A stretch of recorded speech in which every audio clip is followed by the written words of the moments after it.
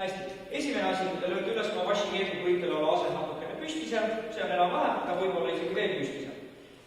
Järgmiseks te peate tooma tagant jala juurde, kodugus poole maa peale, see on selline normaalne vööeksami harjutussamm ja võtate uuesti asendi, tood uuesti sammu juurde, uuesti asend ja veel üks kord ja asend. Nüüd teeme selle, kus te tõstate jala põlvest ülesse, samm juurde, jalg üles, üks, jälle jalg maha, asend.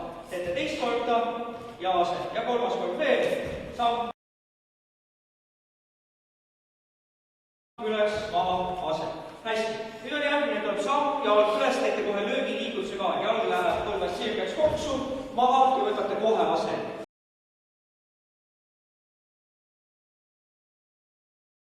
Nüüd tuleb 10 lööki järjest.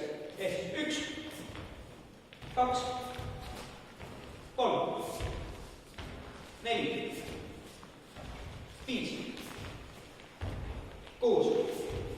Hoiate hästi asendit, eks ole, näete, kui hästi lasku on käsi hoitud. 7, kontrollite ka keha asendit. 8, vaatate, et samm oleks hästi juurde, jalg üles. 9